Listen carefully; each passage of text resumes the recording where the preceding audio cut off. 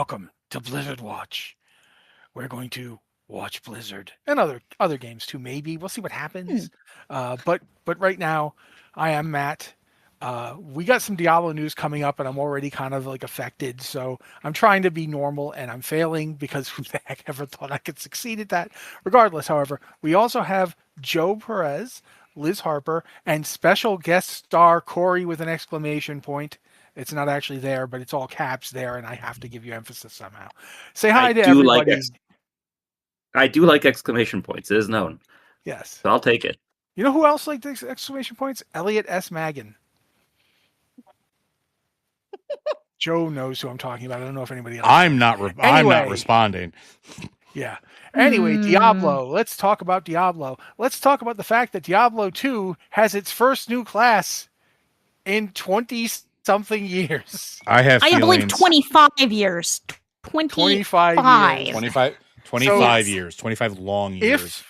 If we think of the original Diablo 2 as was born in 2000 with an expansion in 2001, it is now a 25-year-old person and just had a kid. And that kid is the Warlock.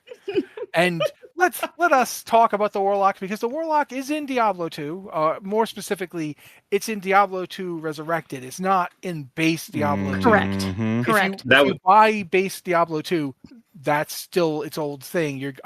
Good luck to you getting it to run on your computer, but that's a completely different thing. But Diablo 2 Resurrected will have the Warlock. Does have the Warlock right now. You can buy it right now. They announced it, and it went live immediately. So there it is. It started trying to... Here's the other thing. This isn't news. This has been for a while. But Diablo 2 Resurrected is on Game Pass. Yeah, they kind of shadow dropped it during the announcement of the Warlock.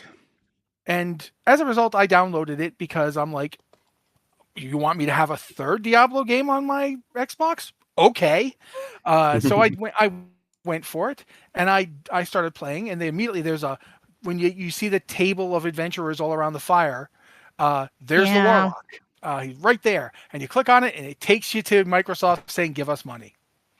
Yeah. And I'm like, I don't have any money right now. Thanks for thinking of me.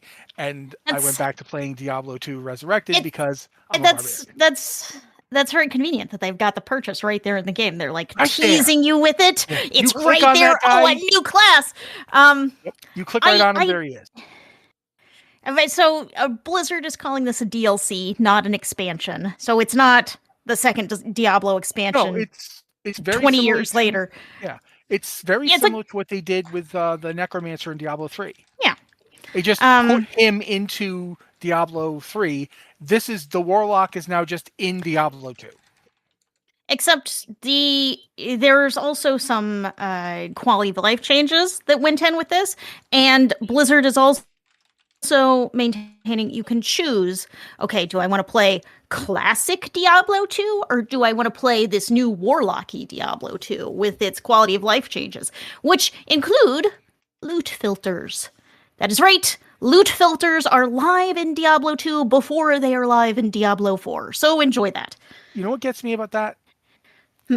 It's like, on the one hand, why didn't we have loot filters in Diablo 2 before now? On the other hand, I almost feel like there's going to be purists who are going to be mad about loot filters. There's already purists that are mad about the Warlock. So yeah, well, that's different because, quite frankly, I'm a little mad about the Warlock. But I'll talk about why. Not right now. But I mean, they did offer the option, so you can play Diablo 2 Classic or Diablo 2 not Classic. Diablo 2 Warlock Edition.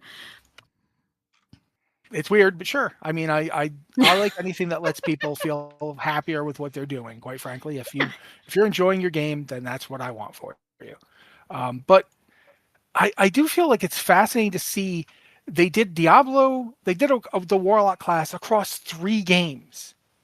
It's out right now for one of them, but it will be out in all 3. Is it actually? It's not in Immortal yet, right? No, it's coming to Immortal in June, and it's coming to Diablo 4 in April with the launch of the Lord of Hatred expansion. Ironically, Diablo 4 will get it before Diablo Immortal, but cool, I guess. There's a lot of other stuff going on for Diablo 4. I'm just going to quickly say this one thing. Put it in Diablo 3, you cowards. You've already hit everybody else. Yeah. You've got 4 Diablo games. Put the Warlock in all 4. Sneak it in. I don't care how you do it. Just show up. I did find it interesting. They had this big press event, and they're like, Diablo, Diablo, Diablo. We're doing this in Diablo Immortal. We're doing this in Diablo 2. We're doing this in Diablo 4. And it's like, I think you've forgotten a Diablo game, which is... What about Diablo 3? Cricket sounds. Yeah. Yeah, which is actually... It still seems very popular. It still seems to get a good player base. Though, that's an outside perspective. We don't know numbers. But yeah, it seems like you could have done this. You could have done this. It would have been fun, but here we are. Here's my thinking about that, and I'm going to admit this is purely speculative, but of those games we just mentioned, one of them has practically no monetization to speak of. Diablo 2 Resurrected, the only monetization is buying Diablo 2. And now this DLC. And now this DLC. But it's still, it's just $25 and you're done. But yeah, that's true. But if they release another class next year. Yeah. Immortal and 4 have a lot of monetization. A lot of it. Diablo Immortal has so much monetization, it'll make you blush. And Diablo 4 is not quite to that level, but it's the plucky engine that could have monetization. They're going to try. They're going to try to get you to spend money on things. Honestly, watching monetization evolve in Blizzard games, I'm kind of nostalgic for the days when I was just upset about Diablo Immortal. Yeah. Because it does feel like the days gone. In Diablo 4, it's like it seems like half of their development time goes to making $25 cosmetic sets. Because seasons are getting less exciting every season. There's less content. The content is more repetitive, but there's always these $25 cosmetics. There's always these splashy battle pass things that you don't just have to, you can't just buy the battle pass. You've got to buy the battle pass and make sure you're boosting Diablo's engagement numbers by playing all month. Yeah, then you have to grind. Yeah, you've got to do a ton of grinding. Yeah, absolutely. And I've been playing a lot of Diablo 4 lately, but I've also actually been playing a lot of Diablo 3 because Diablo 3 doesn't make me feel like the season is also an endurance test. Like, how much Diablo can you play? I can play a lot, but I'm going to play it over here because that way I don't have to worry about your engagement numbers. I have not played Diablo 4 in a couple seasons just because it's kind of exhausting because you start the season and it's fun, but then it's like, oh, I bought the battle pass, so I have to play. I'm kind of tired of playing because I played a lot, but I've got to keep playing if I want to get all the rewards I bought. Yeah, whereas for me, the reason I came back was the Paladin. Straight up. That's fair. Why I came back. Fair. And once I got the Paladin to max level, I had to level a Barbarian to max level, and then immediately I stopped playing the Paladin because Paladin is extremely powerful leveling. And it's like when you hit max level and start trying to get through difficulty levels to get up to Torment 3 or 4, the Paladin suddenly can't do anything. And it's really weird. And I think it's my fault for not actually having learned how to play it because 2 buttons was just killing everything. I do think a lot of classes have that hump in Diablo 4 where you're leveling and you can get away with I'm just going to play whatever I want. And then once you get to those torment levels, you have to start playing something a little more optimized, which involves having the right gear. It involves the right combination of skills. It may not be what you enjoy, but this is what's most powerful and can compete at those levels. Yeah, I don't disagree with you. But at this point, we might as well actually talk about Diablo 4 since we've kind of segued into it. We can just complain about Diablo 4. I mean, we can do that too. I do think we need to talk about the way they're changing builds and skill trees, for example. I don't understand this. I'll be honest with you. They're going full hog on it. They're making it big changes across the board. But it's also, they have not completely spelled everything out either. No, absolutely not. Yeah, so, I mean, ostensibly we're going to learn more, but they have talked about the builds and, there's going to be really active. The builds, your skill tree is not going to include passives anymore. That includes the key passives at the end of the skill tree. So stuff like this is going to be built into skills or maybe moved into Paragon.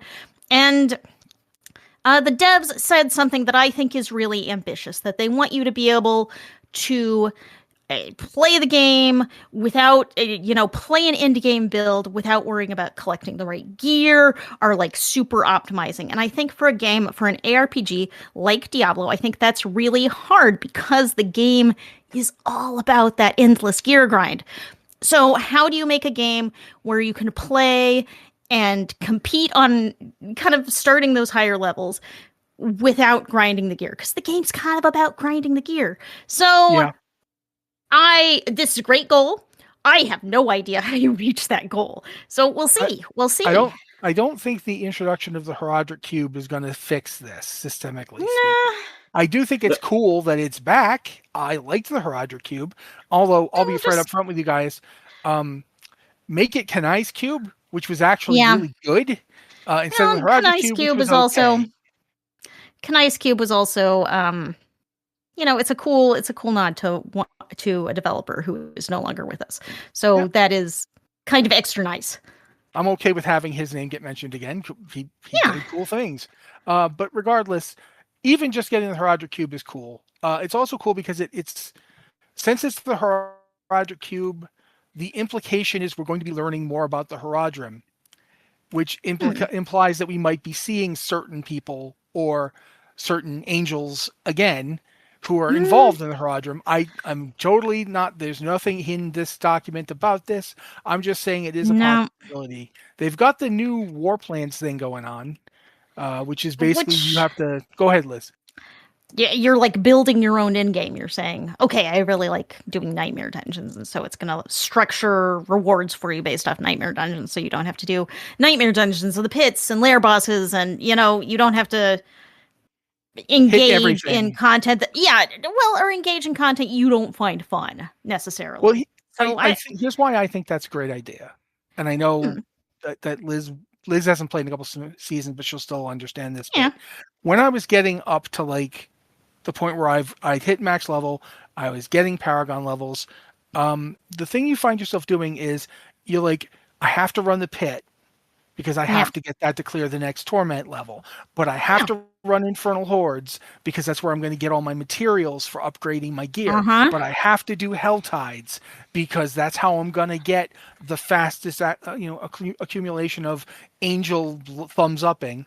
But I have to run Nightmare Dungeons because that's where some gear drops at the end. But I also, again, have to run more of the pit to get my gems up and to get my, the things inside the torment panes that are glyphs that have specific things that can be leveled. I have to level my glyphs, so I have to run the pit more, but I have to do the lair bosses because the lair bosses drop the most unique gear, but I have to run Caressed. I mean, I cannot physically run all of this stuff. I didn't even mention Legions because they didn't mention Legions, but you have to run Legions because that's where the most gear drops for a large group. And it's like, this is crazy, the amount of stuff I'm trying to do. And simultaneously, you're also trying to run your Tree of Whispers content, and you're trying to hit world bosses. And it's like, do you honestly think I can do all this in like a day? I don't even know if I can do all this in a week. This is a lot of content. So I like that they're calling it a playlist, quite frankly. I feel like it's almost, here's our mixtape of things you can do. Like, why are you calling it a mixtape? We're quirky. But the idea that you can have 5 activities that you want to do. Yeah. And you just do those 5. Up to 5. You don't have to do all 5. You can, I like the idea. I think they should scale it down to 4. I think that the way this works is you make it so people can just run 4 of them and get what they need to get to progress. Because even 5 is a lot. And if you have 5 available, people are going to feel forced to take 5. Yeah, well. Like, it's just the way it is. But I do like that idea. There's a lot of other stuff to talk about, but I want to, like... Yeah, I also think it's like...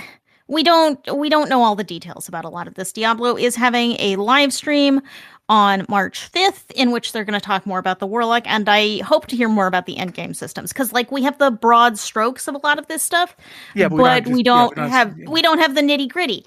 And I mean, I'm very actually curious looking about forward to, since you brought it up, the live stream for the Warlock will basically allow me to decide whether I like the Warlock or not in Diablo 4.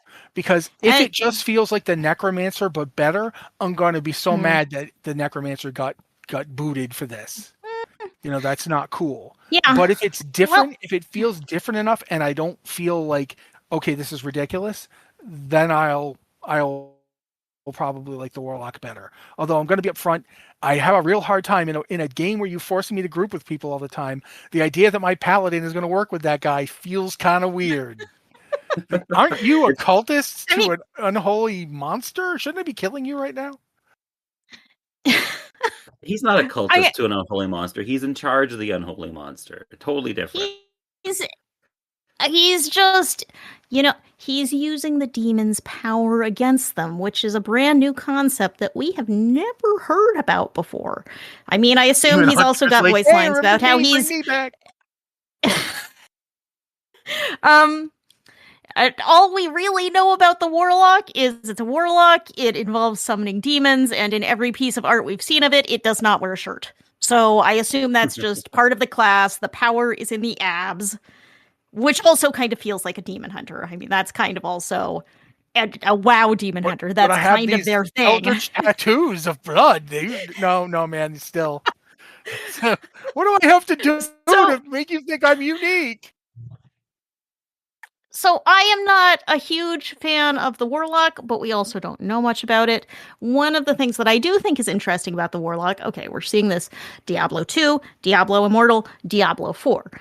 So Diablo 2, chronologically, Diablo 2 is the oldest of these games. I'm not just on the timeline. Diablo 2 is further in the past. Oldest experience, yeah. It is yes. So this is the first time we've seen the Warlock. So the Warlock in Diablo 2 is going to be different than the Warlock in Diablo Immortal, which is the next game on the timeline. So you could see, how does this class develop? Because the description of the Warlock in Diablo 2 it does not make me excited about the Warlock, because the description of the Warlock is that this is, Warlocks are kind of wealthy, but they're bored because they're just wealthy and everything's so easy and they're really bored. So they decided to start summoning demons and learning forbidden magic. And it's like, okay, that's fun. And then they're learning this forbidden magic so that they can rule the world in their own image. And it's like, okay, I mean, I get that anti-heroes are kind of cool, but are they involved in this war between heaven and hell at all? No, not really. They're just here. They're just learning ancient forbidden magic because they're bored, and then they want to rule Sanctuary. And it's like, this is not like a thrilling backstory that you can relate to. I have more things to say about that, but I'm not going to. Oh, taking a break. I'm just going to say, for me, it feels a little weird because tried to. I don't know if Corey was talking there. Sorry. I was just going to say, who amongst us hasn't tried to take over the world with the power of demons after being bored one Sunday afternoon? The world's lost its luster, but hey, that forbidden magic over there looks pretty shiny. See, if that worked, I probably would have done it by now. Considering the way the world is right now, I think I'd be willing to go, hey, Baphomet, can you come over and just grant me unholy power? That'd be great. I got some stuff I need to do. Okay, no, you're working for rich people. I understand. I'll talk to you later. So yeah, it feels a little bit like social commentary, kind of trying to shoehorn that into Diablo 2 in a way that doesn't really work for me, but I don't know. I'm hoping that later iterations of the Warlock will be more interesting to me. That's what I'm wondering about, because this is the beginning of the timeline of the Warlock. Okay, they're these rich guys who are bored and learning forbidden magic. But by Diablo Immortal, that's later on the timeline. So what does a Warlock look like after they've been warlocking and passing on their forbidden knowledge for all of these years? And then you've got Diablo 4, which is even further down the timeline. What does a Warlock look then? Apparently, a Warlock goes from being fully dressed in fancy robes to not wearing a shirt. That's the progression. And they have looks like a horn hat that's bells bolted onto their heads, which I mean, what's interesting to me is that if you look at it from the timeline that you're describing, Diablo 2 is just before the bull caca hits the fan, so to speak. It's like things are kind of still okay. Sure, there was a war in Westmarch, but other than that strange guy, everything seems to be all right. And as long as that strange guy isn't up to anything too bad, we should be all right. By the end of it, Worldstone dead, everything's going, demons everywhere. But then you go to Diablo Immortal, which is a little bit between D2 and D3. By the time you get to Immortal, things have been bad for a while now, and it's like that big mountain just keeps spewing demons, and there's demons everywhere, and the vampire people are back, and this is all really bad. And so the Warlock could be less of I'm a rich dilettante just trying to find out about demons. I have a book full of Visage Your Eye spells, and I'm going to use them. To everything is horrible, and I must use the power of the demons because nothing else seems to work. And then by the time you get to Diablo 4, they've literally had their Gamma World moment. Everybody died. And at this point, it's like, yeah, it's forbidden magic. What isn't forbidden? It's like you almost want Elias to be the class guy.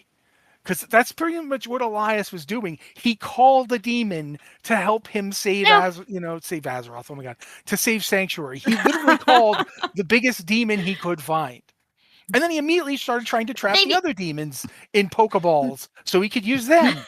So I mean, maybe we're going room here. Maybe we're going to find out that Elias was a warlock.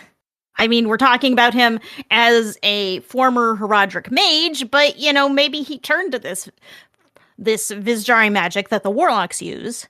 And, that's why he was the way he was. Maybe that's where we're building the class from. And I think that you could do an interesting thing with it. I just want to see what they are doing. We don't know. We don't know. Since it's a summoning-based class, I'm hoping it's not a summoning-based class the way that the Necromancer is in D4. Well, because again, I don't even play a Necromancer, but I feel like everybody has their kit, and you don't want to see it get walked on. But I do think you should allow them to summon demons because I mean, it's what do they do if they don't do that? That's their whole thing. One of the things that I think is kind of interesting in Diablo 2 about the Warlock is, okay, they can summon demons, but they can also specialize in this Eldritch weapon, which they can wield two-handed weapons in one hand. So they can wield a two-handed weapon and an offhand. And they do this because they, levitate the two-handed weapon and smack people with it. So I mean, if you're going to do it, that's a good way to do it. But they can, it seems like, focus on kind of sort of a melee focus where they're just using Eldritch magic to control weaponry. So I think you could build the class where it's, it has some summons, but it's not entirely about summoning, or the summoning adds flavor. We don't know. I mean, in Diablo 4, you also have druids, which have some summons. Traditionally, they aren't super powerful. Sometimes it kind of depends on the day as to how powerful they are. But now they're getting to summon bears too. Well, I believe I heard that from their. That is a thing about summoning bears. That is a set bonus that will be in Diablo 4, because Diablo 4 is also getting sets in the Lord of Hatred expansion, except they're working differently than sets in Diablo 3, because it's not a set like you throw away all of the cool armor you've been collecting to equip your set armor. It's a thing called talismans, I believe. I think I have that right, where you just sort of slot things into your talisman, and that gives you set-like bonuses. So you're getting the benefits of sets, and you're getting the benefits of your existing armor, so you don't have to throw away one cool thing to use a different cool thing, which I think that's a better way to do it, because it was kind of frustrating. It's like all of Diablo 3 you're chasing for the set. I ended up wearing is Diablo 3, and then you so much because of that.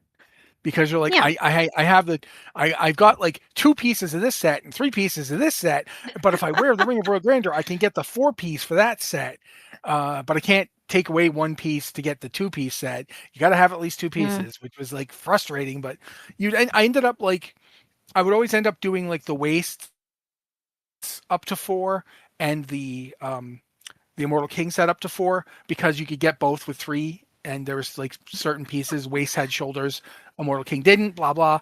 The important thing is you could basically mix and match set bonuses, but you almost never wore non-set gear unless it was like rings or an amulet. And even then, there were rings and amulets that had set bonuses, and you might be using those if they were good enough.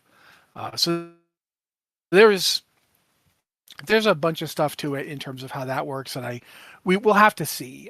We don't know specifically how this stuff is going to work. We know that they're goals, but we don't know how they're intending to make them work. I'm hoping we'll get something after the March 5th Warlock, but for right now, that's the most recent thing on our radar. But I do think at this point, we already mentioned that Diablo 3 didn't get anything. It was like Diablo Christmas and Diablo 3 got nothing. I'm very sad for you, Diablo 3, because you're still a great game. But we should talk a little bit about World of Warcraft and the Lunar Festival, which is already live. And it's going to be going until March 2nd. You've got a couple of weeks there. And there's one set of transmog, I believe. I don't think there's any decor, which I thought there was going to be decor. There's no so there was a bunch of decor that had been data mined that was Lunar Celebrants decor, and it was really cool. It included a fish tank. I super want a fish tank for my house, but Blizzard has not given me a fish tank.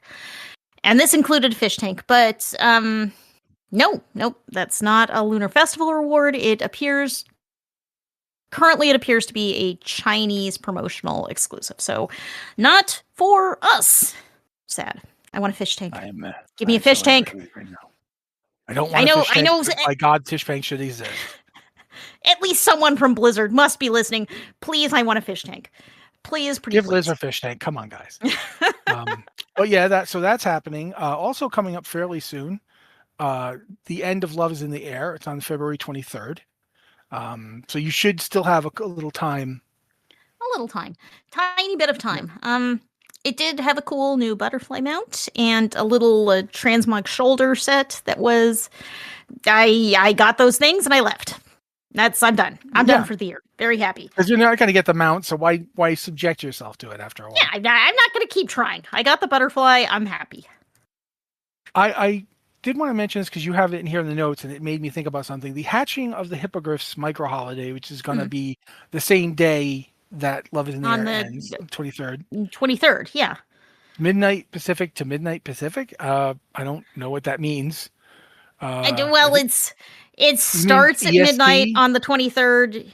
It starts at midnight on the 23rd, and then it ends at midnight on the 24th. So you've got exactly 24 hours. This is exactly a 24-hour event. Now, in terms of the hatching of Hippogriffs holiday itself, micro holiday, I should say, it's cool. I did it once, but I don't ever feel like I need to do it again. And the point here that I wanted to also possibly make is that they are really fast. Like you just mentioned, this one is 24 hours and then it's done. A lot of people might not log on that day. Yeah, and they're just not going to get to do it.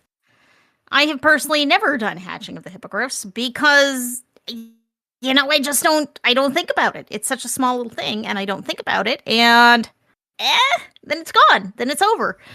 I actually complain a lot about Diablo 4 doing events that are really fast. Most little holidays in Diablo 4 last a week.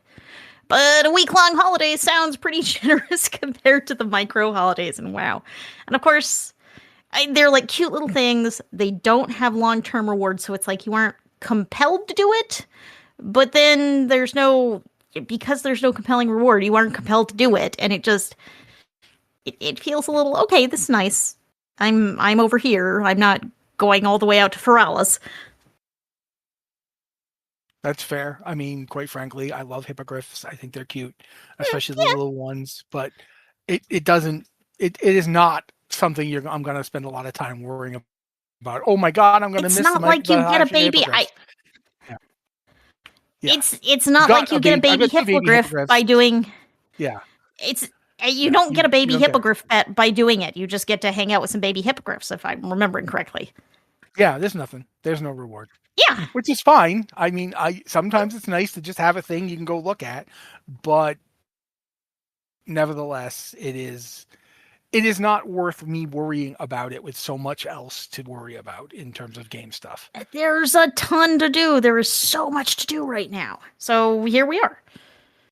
I want to ask now, what's this Zillow for Warcraft? I have no idea what's going on with this. I missed it completely. That's exactly what it sounds like. It's Zillow for Warcraft is now live at zillowforwarcraft.com. Yeah, okay. It's Zillow, I'm looking at it, and but it's for Zillow. Warcraft. Yeah, they've got little rotating versions of the homes. Yeah, I mean it's a little promo thing where they've got Warcraft homes, but they're in Zillow with little realtor descriptions. Except I think the realtor descriptions are very unrealistic because they don't include enough typos or things in all caps randomly. So. Yeah, you'd think Becktar Donheimer here would actually use a lot of caps, and he doesn't. It's weird. It has realtors. It has just a whole thing set up about these houses. You know, what's its walkability score? All of these things. And it's like, okay, this is a strange crossover. It's kind of cute. It plays into the ultimate fantasy Warcraft is going here of the dream of actually owning your own home. This kind of, we're playing with that idea. And being able to afford to decorate it. Yeah. Yeah, both of these things. If you link your BattleNet to Zillow, you get a unique rug. In-game, I assume. In-game, you get one. In-game, you don't get a real rug. You get an in-game rug with which to decorate your home. A real rug in this economy? Mm. Yeah, I just think that this is going to be... Apparently, there's going to be a live stream judging of people's houses. So... This is part of this Azeroth Interiors event in which content creators will design and build houses over the course of the week. And then on February 21st, they're going to judge these houses. And when I say they, I mean Blizzard devs, including Holly Longdale, are going to judge these houses and decide on the best one. And it's like, okay, sure. You know, we're gonna check out some houses. I can do that. But it's like the first stage of this event is every team of creators designing their house is going to collect ideas on Pinterest. And I'm like, Pinterest? Okay, we're doing Zillow for Warcraft. Now we're doing Pinterest for Warcraft. And I'm very confused about the world I live in. Please don't introduce a series of gnomes who've created a computer that they're then allowing to make their design choices for them. Please. Oh boy. I need not to have that. Anyway, really quickly, there's going to be this one that gets me is there's a lion and a wolf plushie and it costs like $1, or does it cost the actual paid currency, the Hearthstone? It costs. Which is go ahead and explain Hearthstone. Yes.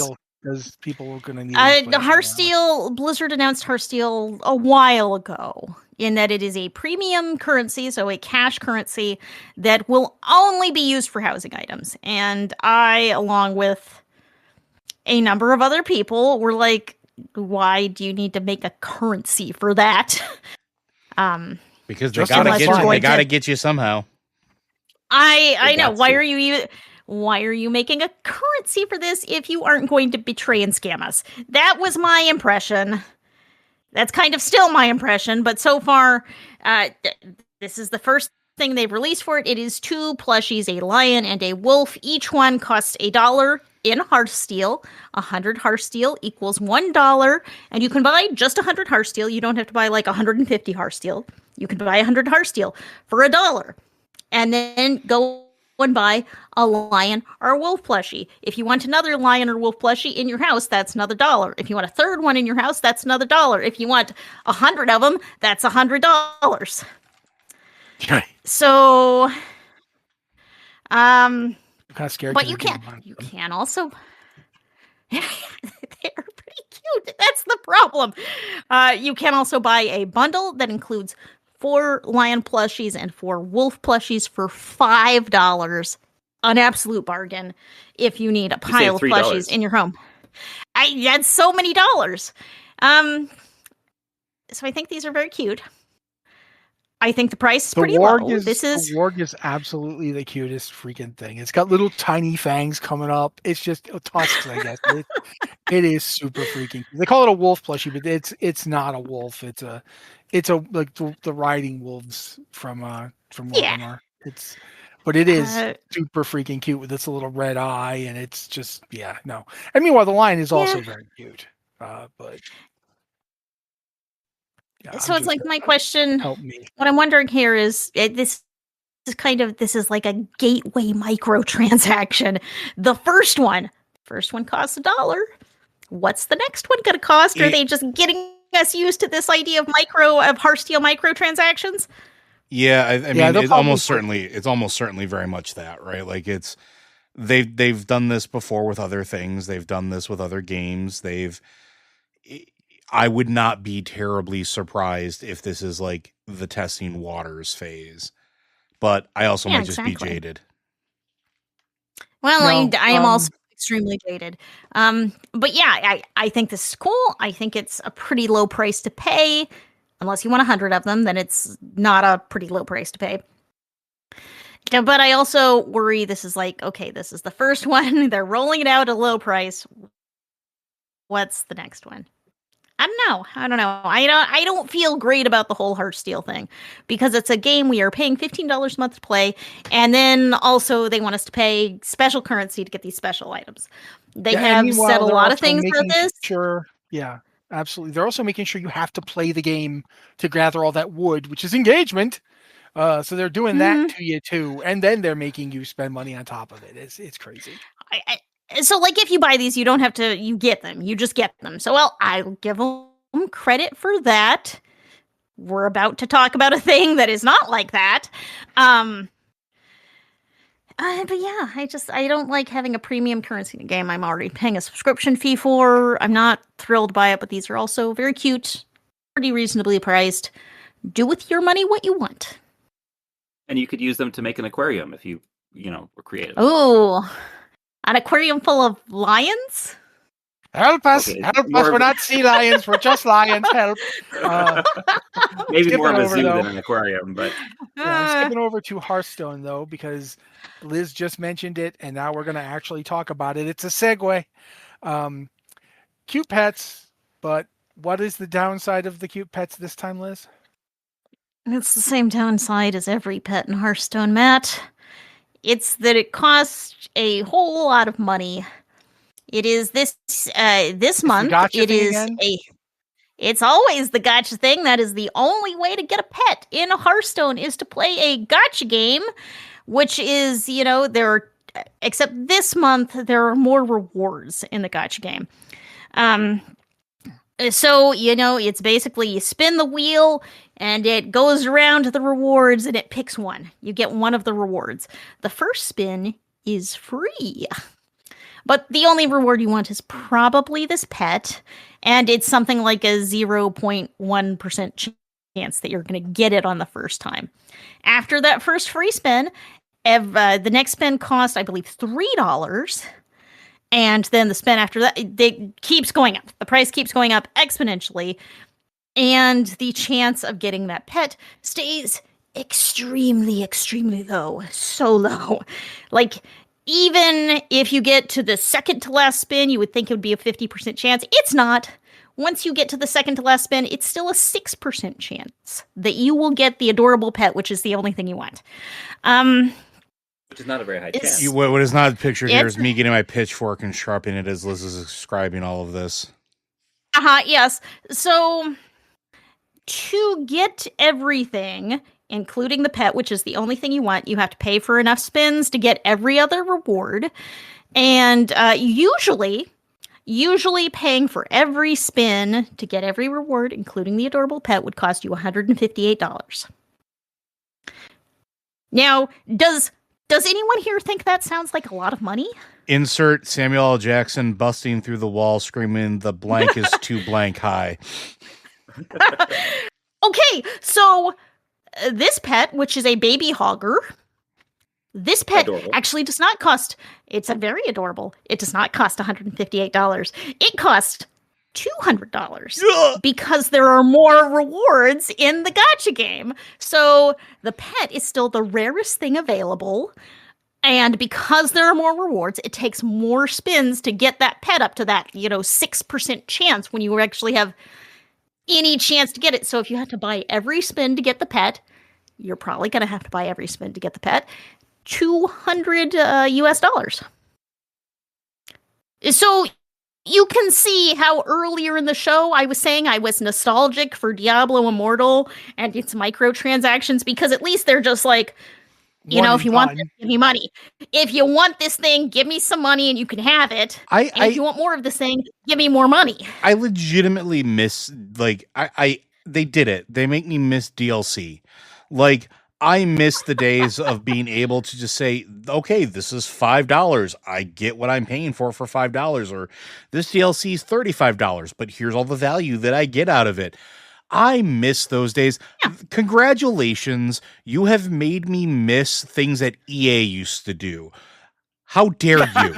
EA is so sad right now. They're like, oh, we were the I'm looking at you. I'm looking at you, BioWare. I'm looking at you with all those DLCs that we used to have during Mass Effect that I lamented at the time. I miss those days. I'm sorry. Gun pack.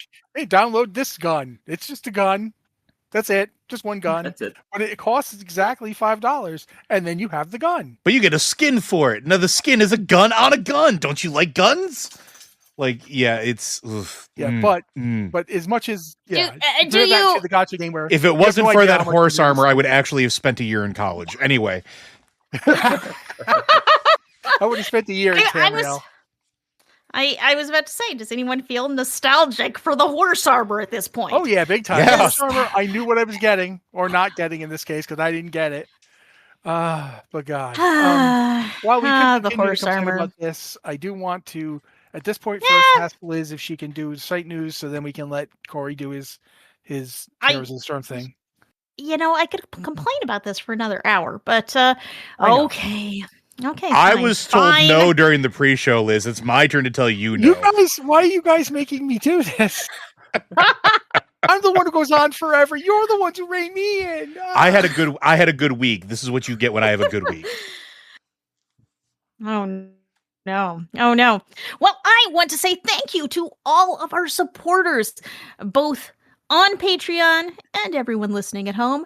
But I do want to give a little special shout out to our supporters on Patreon who really keep us going. Your support means the world to all of us at Blizzard Watch. I want to send a special shout out to Steven, who pledged this past week at $5. If you guys pledge at $5, you get ads-free access to the website at blizzardwatch.com. And SB Lloyd, who pledged at $3. If you enjoy these podcasts, you $3 a month will get you all of our podcasts early and ads-free. So you can listen to all of this without ads if you like the podcast. And I hope you like the podcast if you are listening to the podcast, because otherwise that's kind of sad. I'm sorry. You can subscribe on patreon.com/BlizzardWatch. If you can give us any support, every little bit helps, and we try to give you a little in return. So also, if you can't support us financially, I completely understand. You can also follow us on social media and share our content and like our content. If you're listening to this podcast and you love it, leave a review on your podcast service of choice. That really helps other people find the podcast. But if you aren't following us on social media, we are Blizzard Watch on Instagram, Facebook, and Mastodon at gamepad.club. We are blizzardwatch.com on Blue Sky, Blizzard Watch Podcasts on YouTube, and blizzard.watch on TikTok. So follow us for the latest news and podcast clips. And if you have questions for Blizzard Watch or any of our other podcasts, Tavern Watch or Lore Watch, just send them to podcast@blizzardwatch.com. Specify the show in the subject line and any special pronunciation of your name. You can also contact us on Discord. And if you are a Patreon subscriber, you can do so through the Patreon Q and Podcast Question channel as our way of saying thank you. And I also want to say thank you, everyone, for your support, especially the Patreon members. But I'm also happy to all of you guys listening at home. Thank you so much for being here. Thank you, Liz. Okay, Corey is going to come and talk about something that we all want to hear Corey talk about. For one thing, it's quite possibly the most patched game ever to be technically speaking out on the farm. Corey, Heroes of the Storm got yet another patch. What's going on? Well, so this is the patch that the last time I was on talking about Heroes of the Storm. It's just gone live. So it was on the PTR. They were testing it. They were making sure the balance was mostly on point, and now it's gone live. And they snuck in a nice little brand new piece of content. The Gul'dan, our favorite Warlock, sorry to all the Diablo Warlocks out there, has gotten a new skin. He is the OG. It's a You nice have cartoony... to accept it. He got a nice cartoony skin. It's a toon. It looks straight out of Who Framed Roger Rabbit. It kind of lines up a bit with the cell shaded Thrall that they already put in. It doesn't look like it's in the same universe though, because the Thrall one had like a Mad Max kind of Mario Kart racer vibe to it, and this one doesn't have that. But it's just Gul'dan with a cartoon. Yeah, and he's come from the toon of Sargeras, and it's, as always, the Blizzard stuff is on point with the jokes. So, but more content for the game that is dead. Which is funny because Liz was pointing out that Here's the Storm got this, but at the same time, it has more blue posts and more updates than Diablo 3 does in the last little while. The last Diablo 3 post was December, and the last Heroes of the Storm post was last week. Also, I do want to add they've been making forum posts linking back to guides about getting started with the game. They've done that a couple of times recently, where they've linked back to old posts to here's how to get started with Heroes of the Storm. Here are tips about for new players, and it's like you're making a lot of posts. Even I am on the Heroes of the Storm hopium train at this point. They're really pushing this game. They're updating this game a ton. Yeah, it feels like if they don't do it, it's like they've been teasing us all year. Like by the time BlizzCon comes along, it's going to be like and we've now got Diablo Immortal, and everyone's going to be like, we wanted Diablo 4. I feel like it's going to be like, and we now have this thing. It's like, that's not Heroes of the Storm. Where's the Heroes of the Storm announcement? We don't have one? They have actual torches and pitchforks. What happened? I really do feel like at this point, I want you to just, I don't know, release it for Xbox, do something. Because it feels like there's Master room. Chief, bring out Lilith and Xal'atath, and the new Warlock can get a Here's the Storm character, and like make it happen. At this point, why not? I think he is still wearing some clothes. I hope. But regardless, it really. I think we've got so little time left, so I want to talk about a game that's just come. It's actually been out for a year, but it just got a really interesting content patch. I talked about Avowed almost like last year at this point, sometime in October, and I wasn't very nice to it. But Avowed has gotten its anniversary patch at the same time it was releasing on PS5. And PS5 release is just from the point of the new content patch. But if you've been playing it on PC or Xbox, then you get the new patch that gives you the same stuff. And I gotta say, I've never seen a game company telepathically look into my head and see, oh, this is all the stuff he wanted, so Avowed would be worth playing, and give it to me. Like, first off, you can play more than just humans or elves. They now have all the other races from the Pillars of Eternity games. You can play one of them. Dwarves, you know what dwarves are, but also weird, tiny, like almost goblin pixie crosses, and the big blue people. I don't remember their name off the top of my head, even though I'm playing one now. They put in a photo mode. I don't know why it didn't have a photo mode a year ago, but now it has a photo mode. My only downside for this photo mode is it's the kind of thing where you have to go to your, settings thing to click on it. You can't just hit a button and do photo mode. But nevertheless, you can do photo mode, which is really cool. I got a lot of nice shots of my character with the sun behind them and their eyes glowing, because that's a thing you can do. Loving that. They've added a huge amount of granularity to difficulty. They still have difficulty modes ranging from like Lord of Death to, happy story time. And they still have that. There's like a bunch of different difficulty levels. But then they also have, you can adjust the difficulty level. Like you can basically make a custom one where it's like, I want to do much more damage than normal, or I want to do much less damage than normal. You can, and it's got like 4 or 5 options there. And they do that for like your health, enemy damage, all sorts of stuff. You know, how accurate spell casting is, how splash damage works, how many, like, is there a map, is your map just clear, or does it have fog of war? There's absolutely a ton of stuff to really make difficulty something you can make very custom. You could decide, I want to be able to do tons of damage, but I want everything around me to take tons of damage. You could do just tons and tons of things. And I just think that that's really cool. And it's only the beginning of what they've added. They've added so much stuff that I don't even know how to talk about it. Like they added 7 new talents for warriors, and something like 14 new talents for like ranger types, and nothing for wizards because wizards already had more spells than everybody else put together.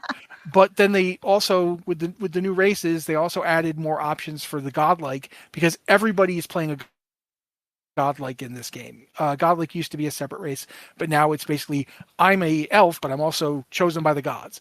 Or I'm a big blues person, but I've been chosen by the gods.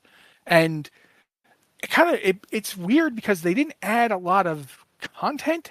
They just added options, hundreds of options for everything, to like how you design your character. Do you want to just pick a prereq and go? Yeah. You can do that. You don't have to spend any time making the character, or you can spend 3.5 hours making a character, just like I do, because I grew up playing BioWare games and I can't stop myself. I must explore the character creator. That's there too. And because they've added the new races, there's tons of new options there. And they put a mirror in your camp, so if you're not happy with your elf that you made because you only had 2 options, you can turn it into a lady dwarf. And I'm not saying I did that, but there's certain screenshots that are currently on my Xbox that would imply that I did. And I've been killing stuff as a lady dwarf with a big mushroom on her face. There's just it's weird to see, like, it almost makes it feel like Avowed launched early. Well, because this feels what the game should have been on release. It feels like we see a lot of patches like this somewhere in a game's life, where you get the game, but then later you get New Game Plus and kind of quality of life improvements, like along the lines of this. So New Game Plus is actually added as well. Yeah, exactly. They actually add that too. I'm sorry. I feel like this is not an unusual kind of thing to get in a game, kind of maybe a little later. I mean, whether that should be a thing is a different question. But this feels pretty average to me. I mean, I don't mean average as in it's bad. I mean average is just in it doesn't feel weird and abnormal. Yeah, I understand. It is the common thing we see. The status quo for games is they will get an update, and that update will suddenly make the game good. I think we saw that a lot. Like the most recent Owlcat Warhammer 40K role-playing game, not the one that's coming out, but the one that was already out. And my God, I can't believe I can't remember it, because it's a game I played 30 hours, 300 hours on. But Rogue Trader, thank you. Rogue Trader got like a DLC and then a patch after that DLC that made it amazing. Whereas previously it was good, but janky. They took all the jank out and they replaced it with good things that you would want to play. And it was like, oh, now this is really good. And that's the thing. Like, I think back to Cyberpunk, which is a game I loved to death when it released, despite all the problems it had. And it felt like it took them 2 years to get Cyberpunk into position to where it is now extremely good. And I kind of don't want to reward that, but at the same time, I don't want to punish a game that I like when it gets better. Yeah. And right now, Avowed is my favorite current game. Like I'm playing the heck out of it now. Like today, the patch literally happened recently, and I'm like, I must play. And in a way, it's fun for me because it's like I got a new game, even though I didn't. It's actually a year old, but I was done with the Outer Worlds 2, so Good job getting me hooked again, Obsidian. Please don't ever make that Fallout New Vegas remaster. Please, God, don't. I need to have something going on in my life besides your game. But yeah, I know it was a good year for Obsidian. Yeah, it was. I don't know if it was. Grounded too. I don't know. Like, I don't know if it was a commercially successful year for Obsidian, but they released so many games last year, and it's really fun. It's been a fun year. Yeah. If you were a fan of Obsidian games, I think Obsidian is in a good position where that it's one of those times that Microsoft bought them entirely to pad out their Xbox Game Pass library, and they don't care if the games make immediate money. They care that the games will allow people to get something different on Game Pass. That's how it feels looking at the way Obsidian is being handled. Corey's trying to talk, so I'm going to let him. It's great to see games surviving with the High Guard looking like it's being canceled, and Riot canceling 2 XKOs or shrinking its developers. So we see all these, and Concord, obviously, the other big profile thing. So we see all this all these games. Looking like it's getting canceled seems generous. Yeah. So like we see all this stuff happening in the gaming industry, and so to see a game that came out to medium critical success and didn't need to set the world on fire, like Fallout would have to if it came out today. But if they don't want to set the world on fire, Corey, just getting the content, getting a little bit of extra, yeah. So it's nice to see. I actually really agree with you. Yeah, I think that's a great point. That it's nice to see games like I keep thinking about what happened to Arcane, the other Arcane studio, where it basically just got destroyed because they made one game people didn't like. And Redfall wasn't good. Redfall was not good, and I'm not saying it was, but I feel like it shouldn't have destroyed a studio. Like, look at BioWare, who released a Dragon Age game that was not everyone's favorite Dragon Age game, and so it's like, okay, we're canceling Dragon Age now because we had one game that was not as successful as we wanted. And you look at Highgate, which had one game. It's an indie studio, exactly one game. It's been out for less than a month, and they've already fired most of the development staff, and they've shut down their website. So we're kind of assuming the game is no more. But we'll see. Maybe it's not. Maybe it's still there. But it's certainly not looking good for Highgate. And I can't say that Highgate is an amazing game, but it's not a terrible game. It's not a game that necessarily deserved to be shut down in 5 minutes, but here we are. Yeah, the thing about Highgate, though, is it also reminded me of a game that came out a little while back. And I want to call it Legends of Avernum, but I don't know if that was its name. It's an EA game. It was basically similar in that it was a first-person shooter type. Highguard, not Highgate. Yeah, no, I don't mean Highguard. I do mean Highguard. Sorry, that was my bad. But the Legends of Avernum, and again, I don't know if that's its actual name. It's Legends of something, but I don't have my Game Pass open to look at it. I downloaded it and played it, and it's like this was a game that just completely vanished last year, and I think that's because they put it up against Baldur's Gate 3. Like, it came out the same week as Baldur's Gate 3, and you don't release your magical first-person shooter Destiny clone at the same time that you have Baldur's Gate 3 coming out. But it's actually not bad. It's a good game. It's fun to play. And, yeah, it feels really bad that companies can't survive putting out a bad game anymore. Unless they're small companies, because then they can put out a ton of games. I mean, Spiders, if Spiders was held to that standard, we'd never be getting the new Greedfall, because they would have died when the old Greedfall did not rule the world. It's like, also look at Dreamhaven, which is a studio founded by Mike Morhaime. that they put out Sunderfolk. Sunderfolk was a really interesting looking game. It was not commercially successful. It was not, it didn't go out there and become a big success. They put out Wildgate, which also came out there and looks good. They have a whole year 1 year game plan. They've been putting out frequent updates. They recently released a new PvE mode where you can just go and focus on exploring the world and doing kind of archaeology side sort of stuff, which I think is really cool. But already Dreamhaven has significantly downsized. Paul Delabitto, who was one of the founders at Dreamhaven, has moved to Hasbro, which is a whole different conversation. But it's like Dreamhaven isn't looking good either, even though that was founded by big names in gaming who really love video games and were trying hard to make something that they loved, and it didn't work out. Yeah, I think. They weren't beholden. They weren't beholden to big corporate masters like EA, which shut down Dragon Age. They did not have. Obviously, you're a game company; you have to bow to financial pressure, but. They were game devs trying to make a game they wanted to make, and it didn't work out.